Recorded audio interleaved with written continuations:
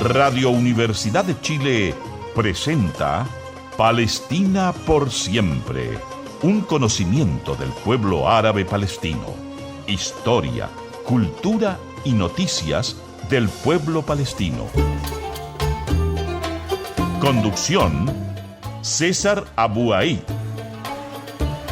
Muy buenos días, y efectivamente sea así porque hemos tenido una semana sin comentarios, por lo menos los últimos días en esta parte del territorio. Dicho eso, Palestina por siempre, desde la Radio Universidad de Chile, 102.5 FM, radio.uchile.cl. Recuerden que también estamos en nuestro canal de YouTube y en la plataforma Spotify. Querido Fernando Lagos, gracias a ti por ocuparte de todo el tema técnico. Lo otro, por favor, consulten si van a ir al Rincón Árabe, porque la verdad, no sé si hoy domingo, como han estado las cosas, estará abierto, pero ahí están las páginas sociales. El Rincón Árabe está en Juan Enrique Concha 55 y en condiciones normales abre hasta las 4 de la tarde. Pero ustedes ingresen a la página del Rincón Árabe y averigüen si está abierto hoy domingo. Ahí, a una cuadra de la estación del Metro Chile-España. También estamos junto a Terráqueo Restaurant en el Cajón del Maipo, con mayor razón, consultar en las páginas de Terráqueo Restaurant, que lo encuentran como Terráqueo Restaurant en el Cajón del Maipo, Terráqueo Restaurant-bajo o Terráqueo Restaurant. Eso está a 5 minutos de la Plaza de San José, y por supuesto, todo para tu vehículo en Comercial Pío Nono, comercialpionono.cl, alineación, balanceo, neumáticos, revisión de los 10.000 kilómetros, cambio de aceite, tren delantero. Comencemos de inmediato con contenidos aquí en Palestina por siempre. Pablo Sabaj, eso es. Pablo Sabaj, me fui de un analista a otro, pero en esta oportunidad vamos a conversar con Pablo Sabaj. Él es periodista, también es analista internacional, es profesor de la Universidad Complutense de Madrid, en España. Uno se pregunta a esta altura de la atrocidad que comete el Estado genocida israelí. ¿Ha tenido algún costo, de alguna manera, sobre todo en esta última etapa que comenzó en octubre del 2023? ¿Ha tenido Pablo Sabaj algún costo para la entidad genocida sionista lo que ha hecho y lo que sigue haciendo en Palestina? Bienvenido. Buenos días, César. Un saludo para ti y para los amables oyentes de Palestina por siempre. No cabe duda de que desde el 7 de octubre del 2023 el Estado sionista de Israel ha perdido imagen reputacional. Obviamente las acciones que está cometiendo, no solamente en Gaza y en Cisjordania, sino que también en Líbano y en Siria, donde ocupa desde finales de diciembre de 2024 casi 1.000 kilómetros cuadrados más de los que ya venía ocupando en el Golán sirio. Obviamente eso genera un daño reputacional. Ahora bien, ese daño reputacional, en el caso particular del Estado de Israel, es muy relativo, porque el Estado de Israel no es un Estado al uso, es una creación de Francia y el Reino Unido, y con el tiempo sostenida por otros actores, incluida Rusia, a propósito, también los Estados Unidos, el resto de los estados europeos. ¿Por qué? Porque entienden que esa creación del Estado de Israel en el corazón de la Siria natural, Palestina es la parte sur de la Siria histórica y natural, ha sido beneficiosa y es beneficiosa para los intereses de esos estados occidentales, ¿no?, a los cuales nos referíamos.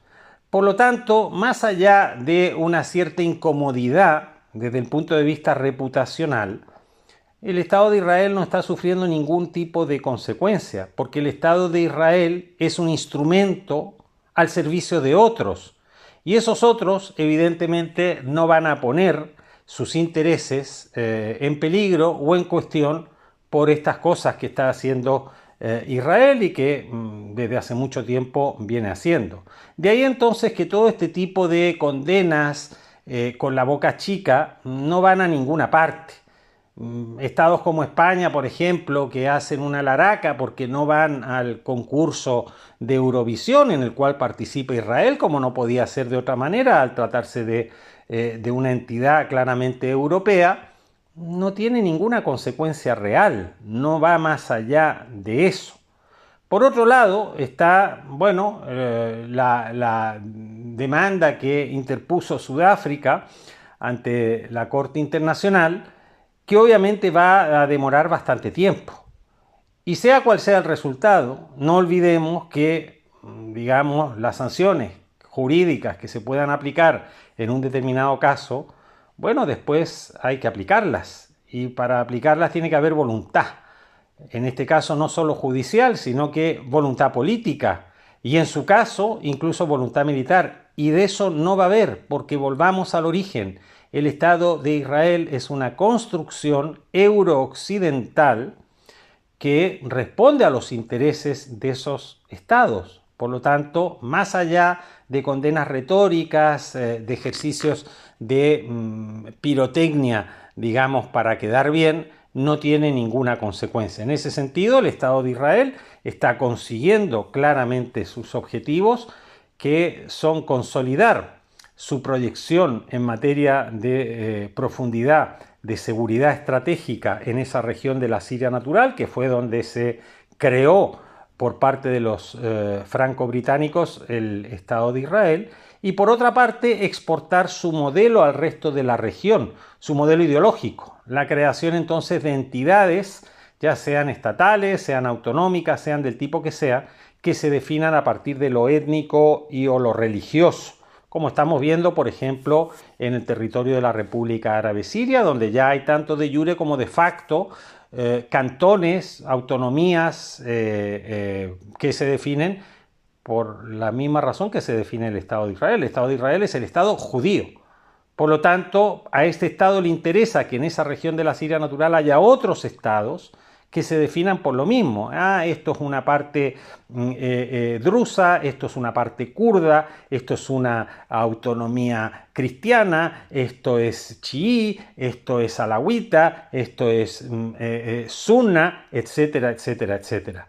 Por lo tanto, Israel, más allá de cierta incomodidad que le puedan representar estas críticas que no van más allá de la mera crítica, está consiguiendo claramente sus objetivos. Pablo Zapag, analista internacional desde Madrid, en España, conversando con nosotros en Palestina por siempre. He escuchado tantas veces que ¿por qué no se rompen a nivel mundial relaciones con Israel? No, es que no se puede, es que hay tanto interés. ¿Cuál es el tema hoy día, en pleno siglo XXI, de con un Estado criminal y genocida, violador de todo lo que es el derecho internacional y los derechos humanos, no se pueda decir hasta aquí llegamos? Hay muchos intereses de por medio, se puede enojar Estados Unidos. ¿Cuál es el tema para ti? ¿Cuál es tu visión, Pablo Zapag?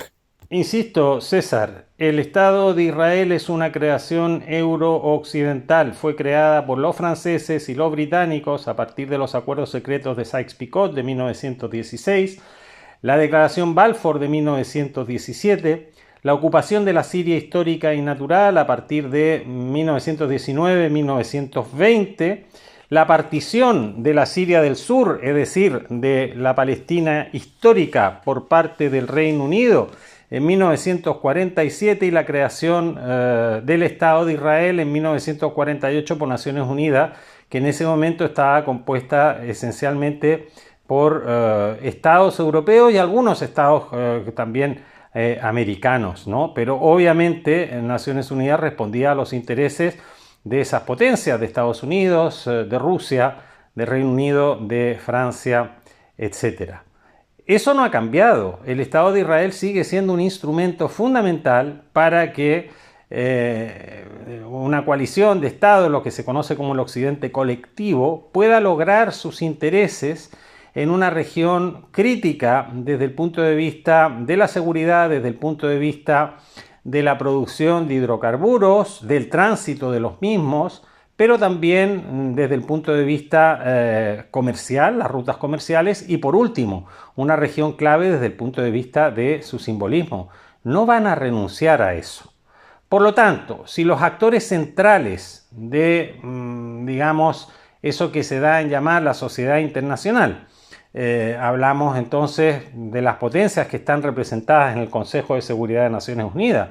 Incluso la propia China puede tener una posición algo más crítica, pero tampoco se va a plantar a esto porque hay un consenso entre los 5 miembros permanentes con derecho a voz, voto y veto en el Consejo de Seguridad de Naciones Unidas a mantener claramente la existencia del Estado de Israel y las relaciones con el Estado de Israel porque es útil para la dinámica que representan internacionalmente estos estados. Bueno, Si los estados centrales del sistema no rompen relaciones, evidentemente otros no lo van a hacer, porque están bajo la égida de lo que plantean esos actores centrales del orden internacional, ¿no?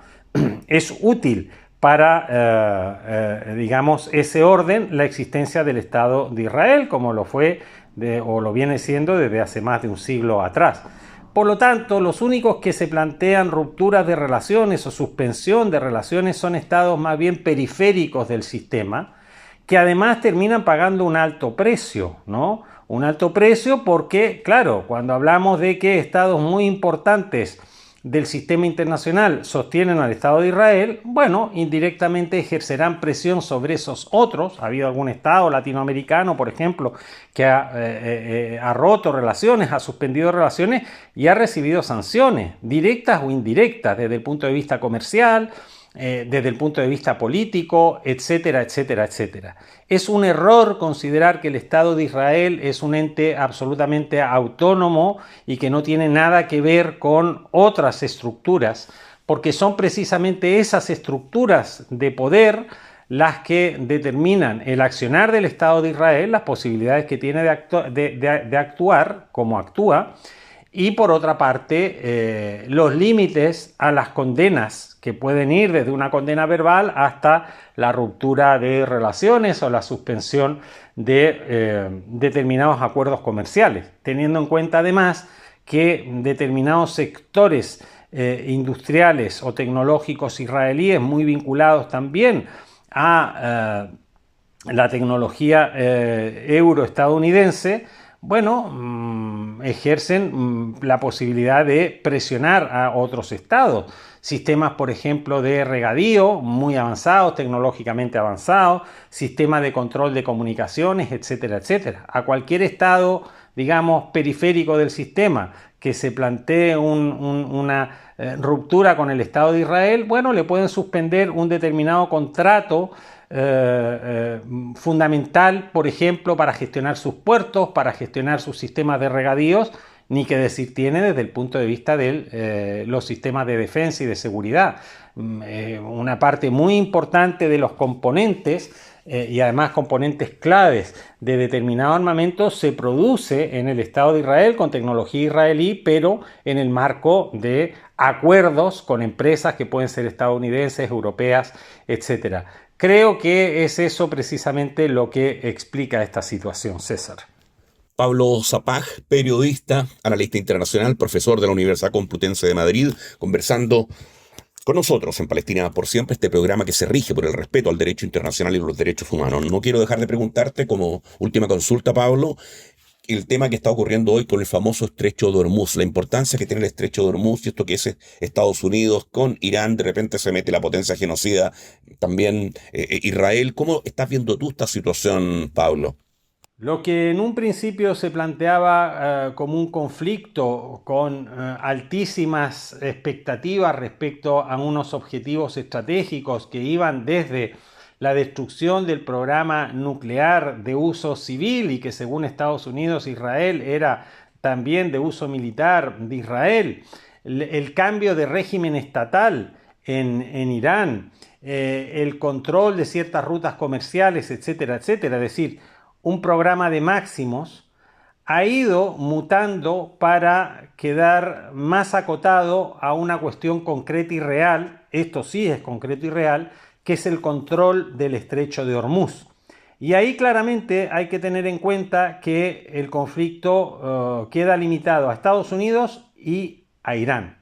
No se deben confundir las cosas, ¿no? Cuando hace unos meses atrás comenzó esto, digamos, a Israel le vino bien de alguna manera mostrarse entusiasta, incluso liderar la operación con Estados Unidos para poder actuar con más margen de maniobra donde sí le interesa, que es la Siria natural. No hay que confundir las regiones. Una cosa es el próximo cercano oriente, que es la Siria natural, que es donde está Israel y donde tiene sus intereses vitales el Estado de Israel, y otra cosa muy distinta es el Medio Oriente, donde, digamos, actúan otros actores. En el caso de Irán es un actor del Medio Oriente, pero no es un actor del Próximo Oriente. Es más, Irán incluso tiene una dimensión mucho más importante que su dimensión centroasiática. Son, por lo tanto, regiones diferenciadas o distintas, aunque se presentan por distintas razones, a veces por intereses políticos, pero también por desconocimiento, se presentan como una sola. Creo que el conflicto, que como digo empezó con unos objetivos maximalistas por parte de Estados Unidos y de Israel, de alguna manera, se ha ido acotando a lo que es el control del Estrecho de Hormuz. Por eso ha fracasado ese memorándum de entendimiento y ese acuerdo que daba un plazo de 60 días para negociar otro tipo de cuestiones, porque lo que está en disputa es el control de esas rutas comerciales. Muy importante desde el punto de vista de lo que son los intereses de Estados Unidos respecto a China, que tienen que ver esencialmente con el comercio, ¿no? Cuando se llegó a este memorándum de entendimiento, quedaron algunas cosas, digamos, sin afinar. No olvidemos que el Estrecho de Hormuz, para el paso de mercantes, tiene dos rutas, una ruta norte que controla Irán y la ruta sur, que es la que pasa por Omán y por tanto que podría estar controlada por Estados Unidos. Ha habido entonces una especie de gallito entre Irán y Estados Unidos para cada uno de ellos arrastrar el tráfico marítimo a la ruta que le convenía. Irán el norte, Estados Unidos al sur. Eso es lo que ha desencadenado este proceso, ¿no?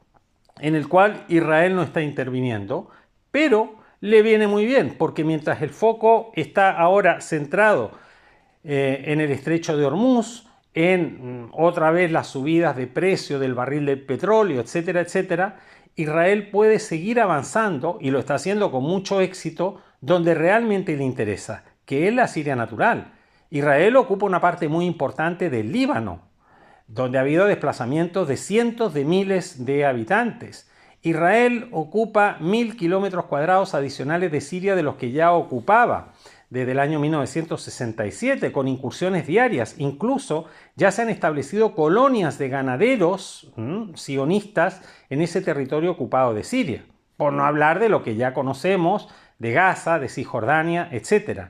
Mientras el foco está puesto en Hormuz y en este enfrentamiento, este pulso entre Estados Unidos e Irán, ya acotado a la cuestión de Hormuz, Israel sigue avanzando en su proyecto, que insisto tiene dos patas: un proyecto de seguridad, buscar una profundidad estratégica para, digamos, consolidar su presencia en la Siria natural, lo está consiguiendo con enorme éxito, y por otra parte exportar este modelo de cantonalización a partir de lo étnico y lo sectario.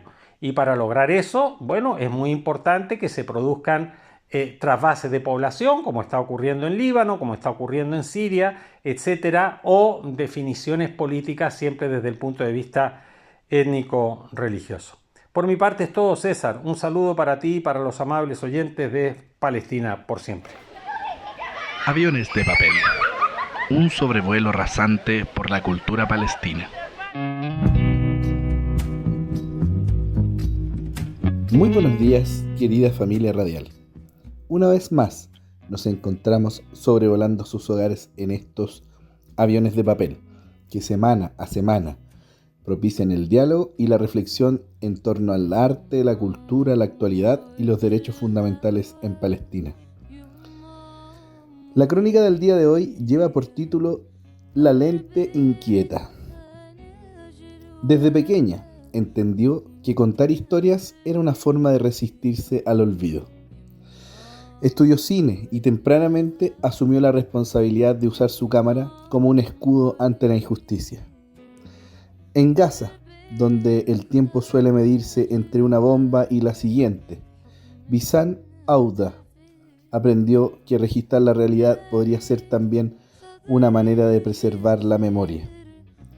Nació y creció en la Franja de Gaza.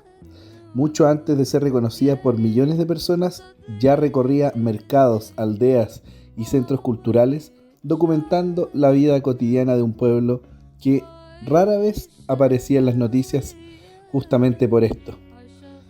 Su cámara buscaba aquello que sobrevive incluso en medio de la adversidad, una conversación una cena compartida, niños jugando, básicamente seres humanos existiendo.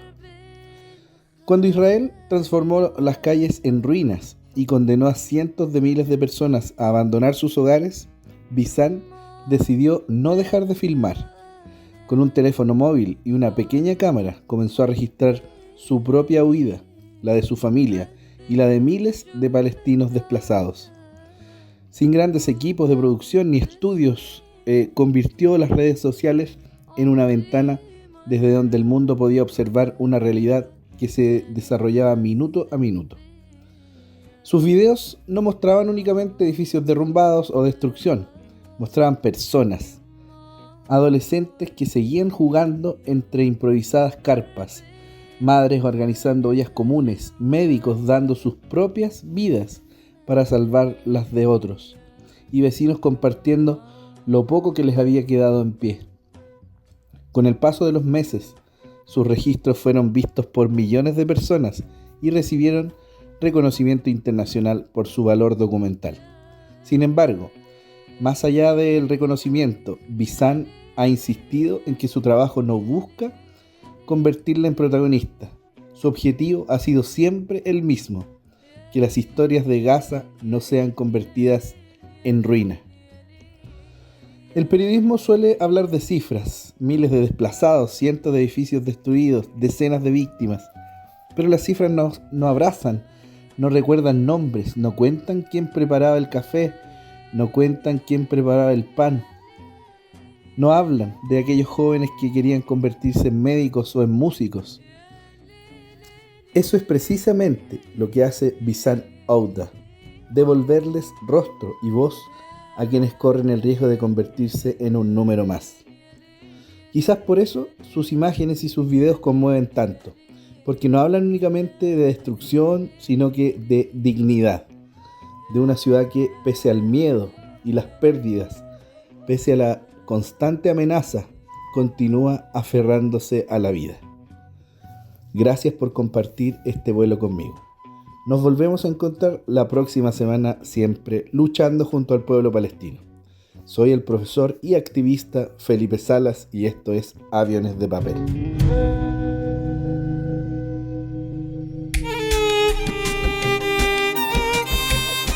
Ocupación, refugiados, asentamientos, se lo explicamos aquí, en Palestina por siempre. Desde la Radio Universidad de Chile hacemos Palestina por siempre, 102.5 FM, radio.uchile.cl, y también estamos en la plataforma de Spotify y en nuestro canal de YouTube. Es importante, a propósito del genocidio que está llevando la potencia criminal Israel en Palestina, que se hable mucho de Palestina, porque Israel, entre otras cosas, lo que quiere hacer es borrar del mapa todo lo que tiene que ver con la historia, con la identidad, con la cultura palestina. Y de ahí lo importante de dialogar con nuestro próximo entrevistado, que es el filósofo Pablo Abufón, que tiene a su cargo la editorial que se va a dar a conocer en Chile, una editorial que se llama Alnar, ya vamos a aclarar esto del concepto Alnar, y que se va a encargar de publicar a autoras y autores palestinos. Todo lo que tenga que ver con Palestina será publicado en nuestro país por la nueva editorial Alnar. De esto, que para nosotros es tan relevante como programa de derechos humanos, conversamos aquí en Palestina por siempre, reitero, con su director, el filósofo Pablo Abufón. Hola amigas y amigos de Palestina por siempre, un gusto saludarles. Aquí Pablo Abufón, director de la editorial Alnar Ediciones. Y bueno, una editorial palestina en Chile es una idea que tiene que ver con que somos una diáspora, aunque muy antigua, con más de 100 años de presencia en Chile y en otros países de América Latina y el mundo. No hemos dejado de ser palestinos, ¿no? Aunque muchas veces digamos que somos chilenos descendientes de palestinos o con ascendencia palestina, seguimos siendo palestinos y palestinas, y entendemos que al momento de crear, de escribir, de movilizarnos, de discutir, de ser artistas, de ser académicos, de toda la vida que hacemos como palestinos en la diáspora que somos, seguimos siendo palestinos. Entonces entendemos que este proyecto de crear una editorial para publicar libros de palestinas y palestinos sobre Palestina, en torno a los debates que han surgido a lo largo de todos estos años de vivir en la diáspora. Es una editorial palestina, pero que tiene sede en Chile. Así como hay otros palestinos que tienen sus proyectos en otros países, entendemos que es Palestina la que está viviendo y sacando la voz a través de Alnar Ediciones. Al que piense, bueno, este señor que está hablando no es chileno de ascendencia palestina, ¿por qué como que reniega esta condición de chileno y dice donde estemos somos palestinos? ¿Eres chileno también o no, Pablo? Claro, soy chileno en los papeles, pero palestino en el corazón y en la historia, ¿no? O sea, ha sido uno del destino de nuestra historia que los bisabuelos y bisabuelas que llegaron a comienzos del siglo XX, desde Bet-Yala, Belén, Bet-Sahur y otros lugares, bueno, algunos vinieron y decidieron quedarse, otros no les quedó otra que quedarse porque fueron impedidos de volver a Palestina. Y yo creo que, así como en otros lugares o a otras comunidades migrantes, nosotros a veces seguimos reconociendo su identidad original o su procedencia nacional. Yo creo que en el caso de los palestinos, hoy día, hacernos llamar palestinos, además de ser chilenos, digamos, en la nacionalidad y los papeles, es más bien, no somos palestinos porque nuestra nacionalidad y nuestra ciudadanía palestina está negada por la ocupación, ¿no? Y ha sido negada desde antes, incluso del nacimiento de Israel, cuando los británicos gobernaban en el mandato de Palestina, ¿no? Entonces, hacernos llamar palestinos también es una manera de poner sobre la mesa nuestro patrimonio histórico, nuestra historia y el hecho de que se nos haya impedido ser palestinos en términos legales y jurídicos. Pablo, la editorial se llama Alnar. ¿Alnar en árabe significa fuego o me equivoco? Así es, significa el fuego.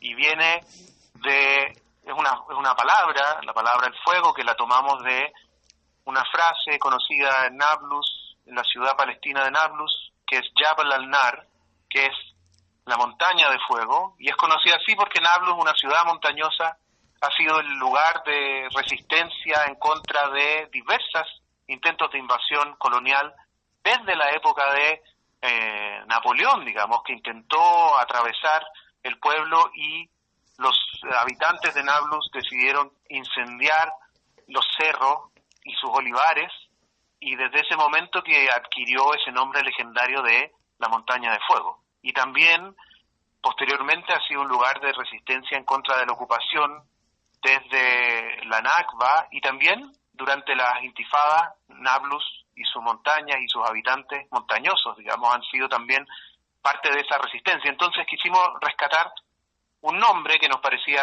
bonito, pero también potente y con una resonancia histórica de lo que ha sido la vida de los palestinos, ¿no? Que es incluso el gran sacrificio de incendiar parte de nuestra historia para poder resistir a la invasión y a la colonización. Conversa con nosotros en Palestina por Siempre, este espacio que se rige por el respeto a los derechos humanos y al derecho internacional, Pablo Abufón. Pablo es filósofo, es traductor y vocero de la Coordinadora por Palestina y además ahora director de la editorial Alnar, que se instala en nuestro país para publicar a escritoras y escritores palestinos. ¿Cómo va a ser ese trabajo? Paréntesis, ¿cómo van a financiar este cuento, Pablo? Bueno, por ahora hemos tenido la suerte de poder de postular un par de proyectos al Fondo de Cultura, un par de proyectos de traducción que fueron que nos los ganamos el año pasado para traducir 2 libros. Uno es Palestina sin fronteras, de Nadim Mawalsa, que es una historia de la inmigración palestina a América Latina antes del 48. Y el otro, que vamos a coeditar con Fondo de Cultura Económica, la editorial mexicana, pero con presencia en toda América Latina y el mundo. Y el otro es las obras completas de Ismail Halidi, que es un dramaturgo que también es parte de nuestro equipo editorial, que puede ser el nombre Halidi, le puede sonar a algunos porque eres hijo del historiador Rashid Halidi, muy importante. Bueno, vamos a publicar sus obras de teatro, también traducidas al español, en conjunto con LOM Ediciones, una editorial que seguro muchos conocen de aquí de Chile. Ahora, por lo tanto, ese ha sido uno de los impulsos, digamos, pero somos una editorial construida a pulso por un grupo independiente sin financiamiento de ninguna empresa, de ninguna otra instancia, y por lo tanto seguimos en el esfuerzo de reunir los fondos y estamos prontos a lanzar también una campaña para quienes quieran respaldar este proyecto y apoyar la impresión del libro, la publicación, la circulación, pero sobre todo apoyar la conservación de nuestro patrimonio histórico, de la historia de nuestros ancestros y también proyectar nuestra historia hacia el futuro, que creemos que es la tarea que tenemos en este momento. Ahora, ¿cómo es el tema de tomar a una autora, un autor, traerlo a Chile? ¿Qué pasa precisamente con los derechos? Los derechos intelectuales que hay que pagar, ¿cómo se van a enterar ustedes de lo que se está publicando? Yo sé que hoy día Internet favorece mucho esto, pero igual, ¿cómo se van a enterar de lo que hoy día está pegando en Palestina o en Medio Oriente? Entiendo que esto no es solamente autores palestinos, también serán autores árabes que hablen de Palestina o simplemente autores árabes. ¿Qué pasa con eso, Pablo Bufón? Mira, el foco de la editorial está en Palestina. Eso quiere decir que, y con una prioridad por autoras y autores palestinos, ya sean aquellos que están o han vivido en la Palestina histórica o también aquellos que han vivido en la diáspora. Entonces eso significa publicar a palestinos que han vivido quizás casi toda su vida fuera, en otros países, ¿no? Algunos de los libros que vamos a publicar son de palestinos, el de Nadim Bawalsa, por ejemplo, un palestino que vive en Jordania. Ismail Khalidi vive en Chile hace muchos años y también creció en Estados Unidos. Dana El Kurd, que vamos a publicarla, una cientista política, ella también está en Estados Unidos, y vamos a publicar a palestinas chilenas también. Tenemos un libro, un hermoso proyecto que es una conversación entre Lina Meruane, Alia Trabuco y Nadia Silgi, que se llamó un conversatorio que se llamó Pensar Juntas Palestina, que lo vamos a publicar como un pequeño librito. Entonces, el centro de la publicación está puesto en Palestina, pero también vamos a publicar autores que no son palestinos, que no son árabes, y el caso de uno de nuestros primeros libros, que está pronto a salir, que se llama Torres de Acero y Marfil, de Maya Wind. Ella es una investigadora israelí, pero que está básicamente exiliada de Israel porque tomó la decisión de tomar partido por los palestinos y de hacerse parte de las campañas de boicot académico y cultural a las universidades e instituciones israelíes, y escribió la investigación más profunda que se ha hecho sobre la complicidad de las universidades israelíes con la ocupación, el genocidio y la limpieza étnica.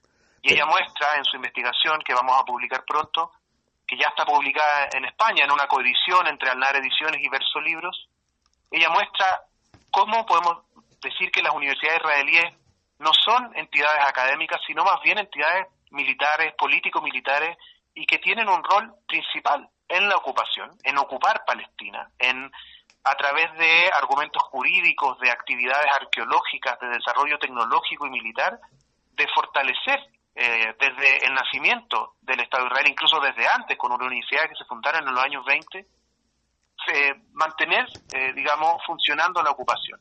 Y también cómo las universidades israelíes y el sistema policial y político en Israel controla la vida académica de los y las jóvenes palestinos que quieren ir a la universidad, y cómo los reprime tanto aquellos que son palestinos, ciudadanos palestinos de Israel, como aquellos que viven en los territorios ocupados.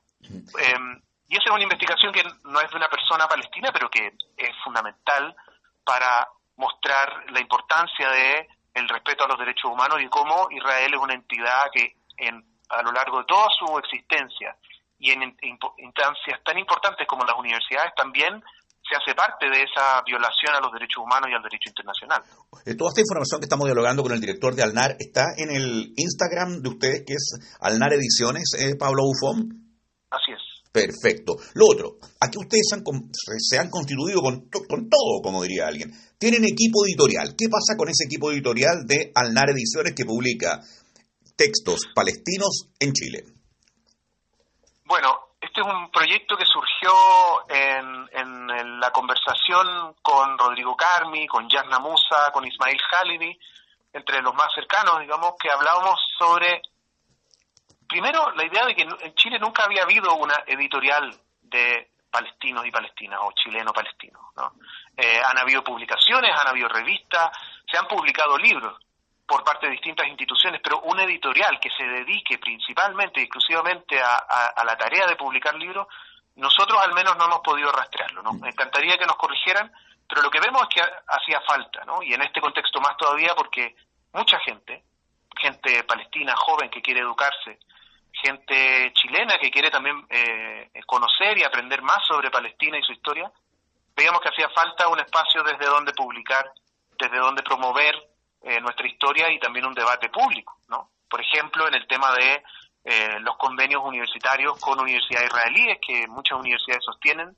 Creemos que ese es un debate que vamos a poder poner sobre la mesa con la publicación de este libro, Torres de Acero y Marfil. Entonces, conversábamos de la necesidad de una editorial palestina en Chile y vimos que era un proyecto en el que íbamos a encontrar respaldo, en el que luego se fue constituyendo como nuestro comité editorial, que está formado por Farideh Serán, Diamela El-Tit, Lina Meruane, Alia Trabuco, Nadia Silgi, además de académicos del Centro de Estudios Árabes Eugenio Chaguán de la Universidad de Chile, como Kamal Kumsille, Ricardo Marzuca, Mauricio Amar, entre otros. Entonces, o sea, un equipo, un comité editorial de peso pesado a nivel intelectual, podría decir uno por los nombres que tú has dado.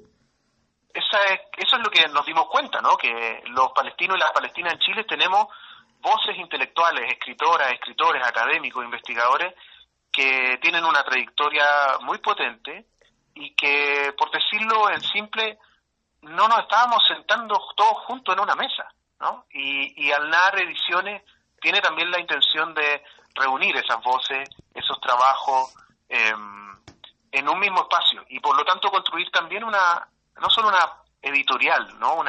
Una empresa que produzca libros, sino una infraestructura cultural e intelectual, un espacio de conversación, de debate, de proyección. Organizar charlas, etcétera, cosas por el estilo. Exactamente. Ir a los lugares. Bueno, yo creo que lo que te voy a preguntar ahora responde un tanto a lo que te consultaba antes. ¿Cómo se hacen de los textos que están publicándose a nivel mundial, más allá de todo lo que te decía yo de Internet? Porque ustedes también tienen hoy día, como equipo de Alnar Ediciones, un comité asesor internacional. Me imagino que ahí vienen los nombres, cosas, intercambio. Exactamente. Una de las cosas que notamos desde muy temprano y que es parte de este espíritu que te comentaba al comienzo sobre por qué una editorial palestina en Chile, bueno, porque somos una diáspora de millones de palestinos y palestinas en el mundo y tenemos que crear las redes para poder conectarnos y conversar. Y por lo tanto, desde el comienzo, Alnar lo hemos entendido como una editorial para la diáspora lo más amplio posible, ¿no? Y por lo tanto constituimos un comité asesor internacional invitando a autoras, autores, investigadores como Rashid Khalidi, Nur Masalha, Ilan Papé, está también gente de Argentina, por ejemplo, que no son palestinos, pero que han sido aliados de judíos antisionistas muy importantes, Camila Barón, Ariel Feldman, Héctor Grad, que está en España, otros investigadores británicos como Mandy Turner, que ha sido una impulsora de una lectura crítica de lo que ha sido la intervención internacional extranjera en Medio Oriente y en particular en Palestina. En fin, tenemos un equipo de jóvenes intelectuales que han estado a la cabeza del debate internacional en los últimos años, como Tarek Bakoni, Nadim Bawalsa, Dana El-Kurd, y con la intención de buscar voces palestinas bien conectadas que nos puedan informar y que nos puedan acompañar en este proceso de construir una editorial, que no es un proceso sencillo, y sobre todo, como decías tú, poder mantenernos al día de cuáles son algunos de los debates más importantes, de cuáles son nuevas publicaciones. Tenemos, por lo tanto, también vínculos con el Centro de Estudios Árabes de Doha, que está en Qatar, el Instituto de Estudios Palestinos, que está en Beirut y también en Estados Unidos. Forma parte del comité editorial Afni Bishara, que es el director del Centro de Estudios Árabes de Doha, en Qatar. Entonces, por ahí también el vínculo no es solo con personas, sino también con algunas instituciones con las que esperamos construir alianzas y hacer trabajo en conjunto a nivel internacional, porque, de nuevo, somos palestinos en Chile o chilenos de ascendencia palestina, pero estamos conectados con una historia y una red mundial de palestinos en todo el mundo. La criminal ocupación israelí de Palestina cruza toda la vida de las palestinas y los palestinos. Entonces, válidamente algún auditor podría pensar que el 90% de los títulos que va a publicar Alnar Ediciones tienen que ver con la ocupación. Yo me imagino que gran parte sí. Yo mismo estoy respondiendo sin ser parte de la editorial Alnar. Pero ¿qué pasa con otras temáticas que hoy día son fuertes a nivel mundial, con autores y autoras palestinas? ¿Estarán también en Alnar? Como que, a ver, se me ocurre, feminismo, medio ambiente, qué sé yo. Por supuesto. Como justamente el centro está puesto en Palestina, y Palestina significa muchas cosas, ¿no? Porque significa la historia de nuestra migración, por ejemplo, significa la historia de la Nakba y de la ocupación y la colonización hasta el día de hoy, significa también la historia de la resistencia, sin duda, ¿no? De todas las formas que ha tomado la resistencia desde los años 20 en adelante, pero también Palestina es la voz de sus poetas, también es la voz de sus dramaturgas y dramaturgos, también son las historias que le hablan a los niños y niñas, y nos gustaría mucho poder trabajar en una colección que esté orientada a mostrar la historia de Palestina y la existencia de Palestina a niños y niñas. Mira. Mucha gente nos ha dicho que están buscando libros para poder conversar con sus hijas e hijos sobre Palestina, porque lo que ven en las redes sociales o lo que encuentran, el material que encuentran, son cosas terribles, que son difíciles de trabajar o de conversar con un niño, pero creemos que hay material que está publicado en árabe o en otros idiomas y que sería posible de traducir y hacer libros para niños y niñas sobre Palestina. Entonces, también como nuestra existencia palestina, digamos, es tan múltiple, Alnar espera publicar, primero, no solamente historia, ensayos, textos, digamos, informativos o de ese carácter, sino también novelas, poesía, obras de teatro, fotografías también. Sabemos que, por ejemplo, en Chile hay muchas familias que tienen el acervo de toda su familia, tienen recuerdos, tienen recetas, tienen fotografías, y nos gustaría mucho que Alnar pudiese ser la casa de esas familias para, por ejemplo, escribir un libro sobre la historia familiar y publicar la historia familiar en nuestra editorial. Esto es parte también de lo que visualizamos, ¿no? Que hay un interés de contar nuestra historia y conservarla para el futuro en un formato que vaya más allá de lo que tenemos guardado en la casa, sino que se pueda conocer. O se me acaba de ocurrir a mí mismo, pues Pablo, esta tan estrecha y profunda relación que hay entre Chile y Palestina, en todos los ámbitos. Exactamente. Un libro que hablará de todo eso, de tantas creadores, creadoras de todo tipo, que han aportado el crecimiento de Chile con su ascendencia palestina, y ver cómo andan esos vínculos, hoy, ayer, cómo se proyectan, etcétera. Exacto. Por lo tanto, como te decía, como justamente esperamos no ser solamente una casa publicadora de libros, sino un espacio que fomente nuevas creaciones, ¿no? Y que, por ejemplo, si hay estudiantes universitarios de pregrado, de posgrado, que están trabajando una tesis sobre algo que tenga que ver con Palestina, que también puedan proponernos sus proyectos y ver si es que sus tesis o sus investigaciones se pueden convertir en un libro. Porque estas cosas que tú dices, por ejemplo, ¿no?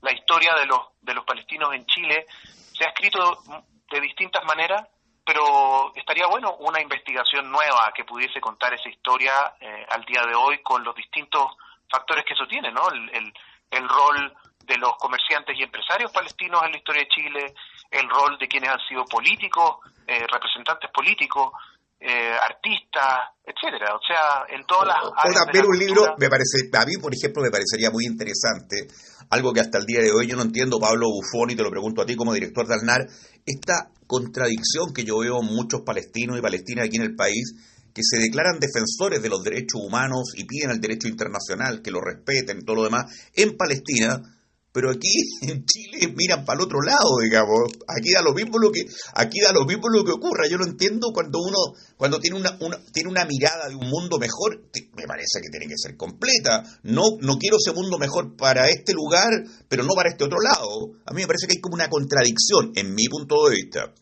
Hay sin duda contradicciones. Yo creo que las comunidades en la diáspora, en el exilio, en la migración, tienen fuertes contradicciones, sobre todo cuando han pasado 100 años y ya vamos en la cuarta o quinta generación, ¿no?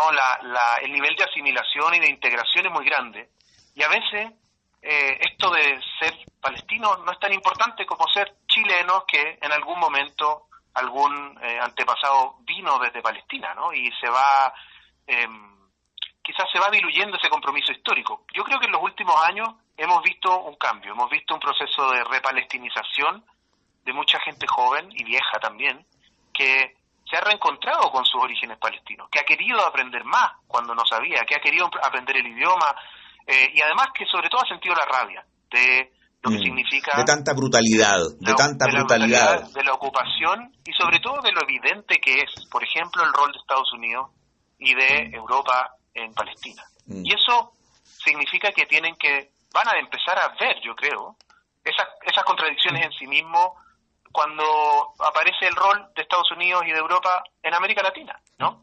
Y la intervención extranjera en nuestros propios territorios. Yo creo que eso es un debate que está abierto, ¿no? Y que sin duda se va a seguir desplegando, yo creo, a lo largo de los próximos años. Me acuerdo que alguna vez conversando con el tremendo poeta nacional, Premio Nacional de Literatura, el querido diplomático también Armando Uribe, una vez le pregunté a Armando Uribe por, ¿cómo se llama este asesor político?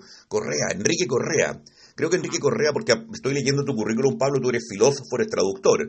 Entonces, le dije que algo le pregunté por el filósofo Enrique Correa. Me dijo, no, ese hombre no es filósofo, es profesor de filosofía, que me marcó muy bien, con todo el respeto que me merecen los profesores de filosofía, paréntesis. En el caso tuyo, ¿profesor de filosofía o filósofo? Me acordé de eso. Yo no tengo el título de profesor de filosofía, por lo tanto no me podría autodenominar profesor. Ya. Aunque sí he hecho clase. Y claro, y decirse filósofo es como un título grande, fuerte, ¿no?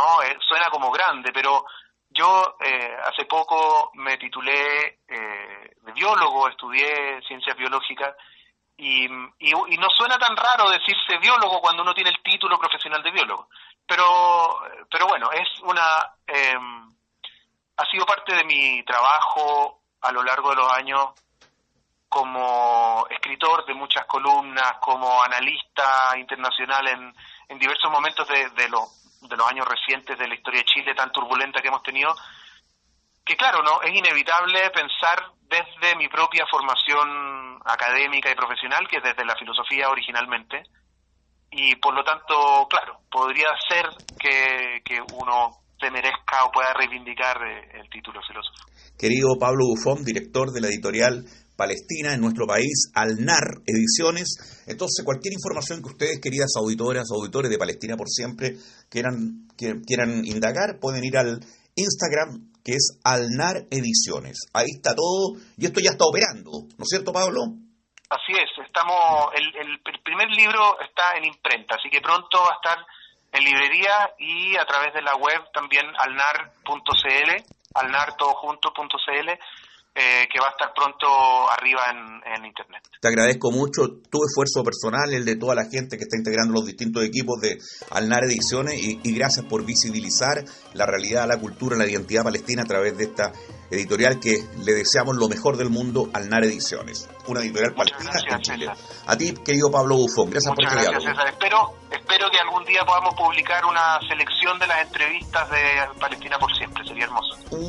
Dime dónde las tengo. Un abrazo. Chao. Gracias a ti, adiós.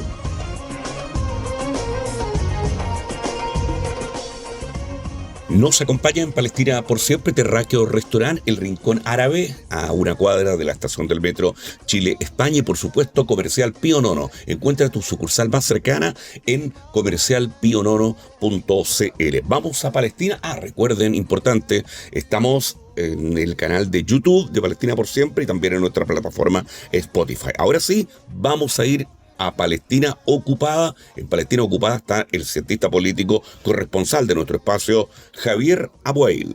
Buenos días. Han llegado a la final de la Copa del Mundo. ¿A quién apoya usted? ¿España o Argentina? Benjamín Netanyahu, Itamar Ben-Gvir, Bezalel Smotrich y otros miembros del gobierno israelí han sido bastante claros en su público apoyo al seleccionado argentino. Esto tiene que ver prácticamente con un tema político y no con un tema deportivo, y eso ha quedado de manifiesto durante todo este campeonato y desde el comienzo de la presidencia de la FIFA de Gianni Infantino, que si bien es cierto uno puede quizás argumentar de que los problemas en la FIFA, los problemas de corrupción particularmente, no partieron con Gianni Infantino. Lo que sí ha hecho Infantino es politizar la FIFA de una forma que anteriormente no había existido. Uno podría hablar de la mafia de la FIFA, pero no así de la politización que determina que hoy en día la FIFA sea literalmente un elemento más de la política exterior del presidente Donald Trump. Y eso es una realidad que se ha convertido durante todo este periodo. Así es que quien apoya a Argentina o quien apoya a España, esto es un tema evidentemente deportivo, pero va a trascender lo deportivo, va a ser algo claramente político. Argentina no es solamente el presidente Milei, Argentina no es solamente Lionel Messi y sus fotografías con Donald Trump. Argentina también es Diego Armando Maradona, que dijo que en su corazón él era palestino. Sin embargo, esas son las realidades que se van a vivir hoy en día. Una victoria de Argentina significa una celebración en la residencia de Benjamín Netanyahu. Pero no solamente el fútbol es lo que se ve acá, sino que muchos esperan que luego del fin de la Copa del Mundo retorne lo que se ha conocido como la guerra de Irán. Y demuestra por lo demás la poca preparación que los Estados Unidos tuvieron desde un comienzo.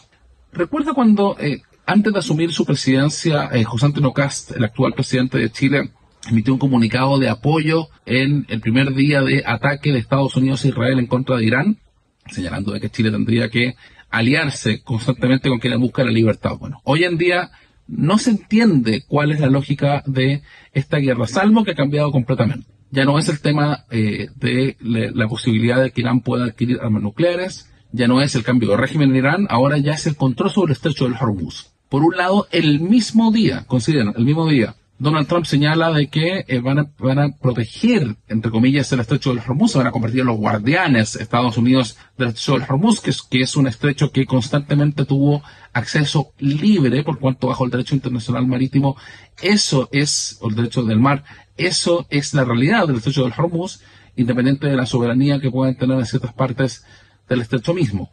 Sin embargo, hoy en día la guerra ha trasladado, esta guerra impulsada por Benjamín Netanyahu, que llegó a Estados Unidos, una guerra muy impopular en los Estados Unidos, la mayoría de la población norteamericana está en contra de esta guerra, ha señalado, ha derivado una vez más en un cambio en cuál es la opinión de Estados Unidos. Estados Unidos hoy en día, bajo Donald Trump, no puede ser un socio confiable. Hoy en día es la guerra, como titulaba el periódico israelí Haaretz, la guerra por el estrecho del Hormuz, es decir, ya no es las armas nucleares, ya no es el cambio de régimen, ahora es el estrecho del Hormuz.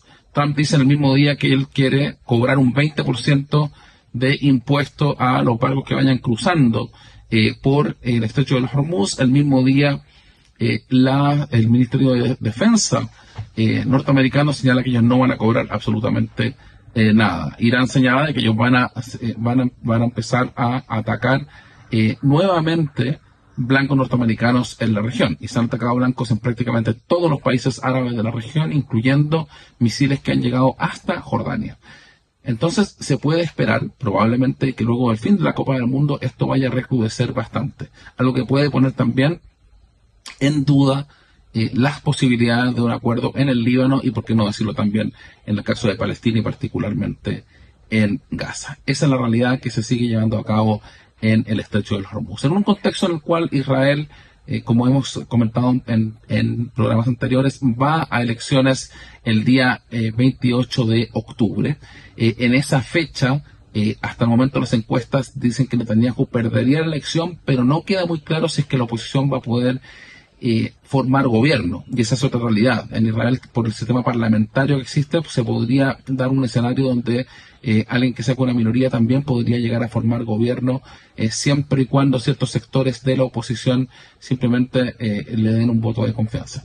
Esa es una realidad que también se puede estar dando. Se puede dar también algún acuerdo, quizás para que Benjamín Netanyahu deje la actividad política y con ello se pueda formar inmediatamente un gobierno de unidad nacional de la derecha israelí, que podría ser algo así como 80 de 120 escaños dentro del Parlamento israelí, sin olvidar de que aproximadamente entre 10 y 15 o 17 escaños podrían recibir partidos palestinos dentro de Israel, que representan al 20% de la población israelí, que son ciudadanos palestinos. También hay que decir de que dentro de los partidos sionistas, incluyendo los que se autodenominan de centro izquierdo progresista, ninguno impulsa hasta el momento la idea de un Estado palestino independiente, menos aún el fin de la ocupación israelí. Hay que entender todo lo que se está dando sobre el terreno en esa lógica. Por ejemplo, el hecho de que el gobierno israelí esta semana haya anunciado de que van a construir la colonia número 104 en territorio ocupado palestino, que hayan anunciado 12.000 nuevas unidades para ser construidas en colonias israelíes, sin contar siquiera el hecho de que en muchos otros lugares los colonos están tomando acción por ellos mismos. Aquí, a 300 metros de donde yo me encuentro en este momento, Israel estaría construyendo una nueva colonia, imagínense. Y estamos hablando de uno de los vecindarios más importantes de la ciudad palestina de Ramallah, que era un símbolo de el proceso de paz y de la liberación del Estado palestino. Así es que esa es la realidad que se sigue viviendo debido a las elecciones israelíes, y también hay que poner de por cierto de que en teoría habrían elecciones el día 28 de noviembre también en Palestina. Ha habido un decreto presidencial donde se señala que el 28 de noviembre habrían elecciones parlamentarias en Palestina. También se extenderían elecciones del Consejo Nacional Palestino, es decir, todos los palestinos del mundo podrían estar representados en estas elecciones. Podrían, porque elecciones en Palestina tienen muchos escombros entre medio, entre ellos particularmente el hecho de que Israel no va a facilitar esas elecciones, probablemente no va a permitir que las elecciones se puedan llevar a cabo en Jerusalén Oriental como parte de los acuerdos firmados con anterioridad por el Estado de Israel, así como probablemente también va a poner dificultades a los candidatos para poder hacer campaña, y particularmente la zona C, que es prácticamente un 61% de de Cisjordania ocupada. Habrá que ver también cómo se pueden llevar a cabo elecciones en Gaza, debido a que Israel controla prácticamente un 70% de Gaza hoy en día, y un tema de seguridad de por medio. Pero lo importante es que el pueblo palestino, después de prácticamente 20 años, pueda volver a elegir a sus representantes, y esa es una realidad que se va a seguir dando.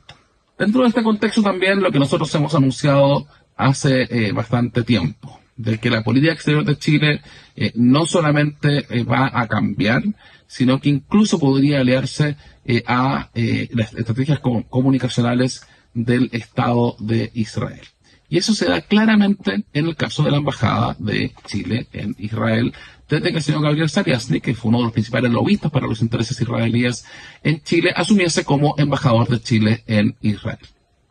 Esta semana, por ejemplo, llevaron a cabo un post dentro de sus redes sociales que dice lo siguiente: un rincón de Chile en Israel. En el Monte Carmelo, en Haifa, el monumento a la Virgen del Carmen recuerda un legado chileno que permanece vigente desde 1894, un símbolo de la historia compartida y de los lazos que siguen uniendo a Chile e Israel. Habrá que partir señalando que en 1894 Israel no existía, de que menos de un 3% de la población de Palestina en ese momento era judía, de que ese monumento fue construido por los monjes de la orden de los carmelitas. Los carmelos que estaban en Haifa y que hasta el día de hoy están a cargo de la vida de la población católica en Haifa del siglo XII o XIII, prácticamente, estaban ahí principalmente sirviendo a la población árabe cristiana, no a la población que crease el Estado de Israel en 1948. De hecho, miles de personas que veneraron a la Virgen del Carmen en el Monte Carmelo de Haifa fueron expulsadas por Israel en 1948. Entonces, esta idea de atribuir de que este monumento creado en un momento donde Israel no existía a lo que denominan como un símbolo de historia compartida. ¿Qué historia compartida en 1894 entre Chile e Israel? De los lazos que siguen uniendo Chile e Israel, ¿qué lazos? ¿Qué lazos en relación a un monumento de la Iglesia Católica? Aquí claramente la Embajada de Chile en Israel se ha convertido ya en parte de esta campaña, con un Ministerio de Exteriores de Chile que está completamente paralizado frente a esta realidad, de que no se escucha la voz del Ministerio de Exteriores de Chile sobre nada de lo que esté pasando hoy en día en Palestina, sobre los crímenes diarios de la ocupación israelí, incluyendo los que podrían afectar a ciudadanos chilenos. Y que claramente acá se ha dado la luz verde para que, por lo menos en el caso de la Embajada de Chile en Israel, esta se convierta en parte de la normalización de la imagen de un país que sigue siendo investigado por genocidio y que sigue cometiendo crímenes de guerra a diario, como la colonización y los bombardeos en Gaza en contra de la tierra y el pueblo de Palestina. Y hoy en día hay que decir claramente, el gobierno de Chile, queriendo o no queriendo, se ha convertido abiertamente en un cómplice de los crímenes de la ocupación israelí. Desde Ramallah, Palestina Ocupada, fue el informe para Palestina por Siempre de Radio Universidad de Chile de Javier Abuay. Nosotros nos encontramos la próxima semana, si Dios quiere. Adiós. Radio Universidad de Chile presentó Palestina por Siempre.